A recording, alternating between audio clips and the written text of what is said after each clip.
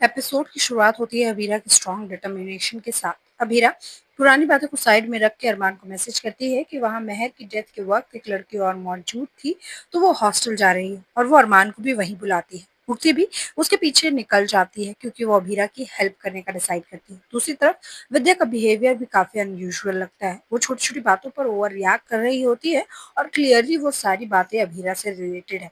ऐसा लग रहा होता है कि जैसे उसे डर है कि कोई पुरानी बात सामने ना आ जाए। फैमिली मेंबर्स भी उसके बिहेवियर को नोटिस करने लगते हैं। इवन विद्या की पूरे घर के साथ यही बहस हो रही है कि अबीरा किसी मतलब से वापस आई है और वो मायरा का केस भी सही तरीके से हैंडल नहीं कर रही है। तान्या यहाँ अबीरा का साइड लेती है और कहती है कि हो सकता है अब सब कुछ ठीक हो जाए और अबीरा और मान एक हो जाए। लेकिन विद्या ये बात सुनते ही उस पर बरस पड़ती है और कहती है कि वो इस घर की बहू नहीं है तो उसे घर में टांग नहीं अड़ानी चाहिए। और तो और जब दादी साहब उसे रोकती हैं तो और जहर उगलने लगती है और कहती है कि इस घर में पहले पोद्दार आते हैं और फिर बंसल। ये बात सुनकर काजल भी इमोशनल हो जाती है। तान्या को ये सारी बातें बुरी लगती हैं और वो वहां से चली जाती है।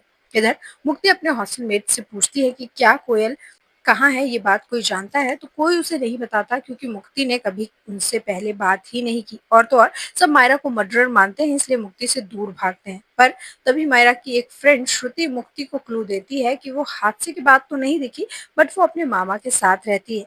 काजल विद्या से कहती है कि उसे कोई हक नहीं है कि वो उसकी बहू तान्या की इस तरह से इंसल्ट करे। विद्या काजल से कहती है कि वो ही अबीरा के भजन गा सकती है और वो मायरा को समझाने जा रही है कि वो अरमान को अपना लॉयर चूज कर ले। और इसी कॉन्वर्सेशन के बीच अबीरा वहां पहुंच रही होती है। तभी काजल ऊंची आवाज में कहती है कि विद्या को डर है कि कहीं अबीरा केस ना जीत जाए और अरमान अबीरा एक ना हो जाए। तभी वहां अभीरा पहुंच जाती है और वो सुन लेती है कि विद्या ने ही अभीरा को कस्टडी के पेपर्स भेजे थे और वो अरमान को बिना बताए ऐसा कर रही थी।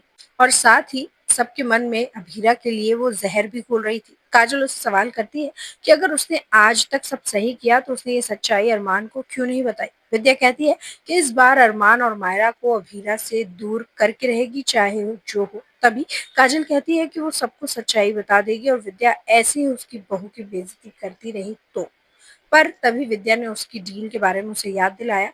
तो काजल कहती है कि जब तक विद्या चुप रहेगी वो भी शांत रहेगी। और तभी अभीरा वहां जाने लगती है तो अरमान उसे खींच लेता है। तो काजल और विद्या को पता चल जाता है कि वहां कोई था। अरमान अभीरा से कहता है कि उसे कोयल का पता चल गया है। अरमान बताता है कि मुक्ति ने उसे बता दिया कि कोयल कहाँ रहती है और इससे पहले मित्तल वहां पहुंचे इन्हें वहां पहुंचना होगा। इधर दिशा किचन में काम कर रही होती है तो आर्यन वहां आ जाता है और उसे छेड़ने लगता है। तो मनीषा भी आती है और उससे कहती है कि वो ये सब काम ना करे बल्कि अपने कैरियर पर फोकस करे। तो दिशा यहाँ बताती है कि वो होम मेकर ही रहना चाहती है, जो सुनकर मनीषा और आर्यन दोनों ही हैरान है। अबीरा अभी सच के करीब ही पहुंच रही है। वो और अरमान दोनों एक अखाड़े में पहुंचते हैं जो कि कोयल के मामा का होता है और वो उनसे कहती है कि वो कोयल से मिलना चाहती है। तो वो मना कर देते हैं जिसके बाद अबीरा पुलिस बुलाने की धमकी देती है तो सब हंसने लगते हैं। उसके मामा उल्टा उन दोनों को जबरदस्ती बात करने के लिए जेल भेजने की बात करते हैं।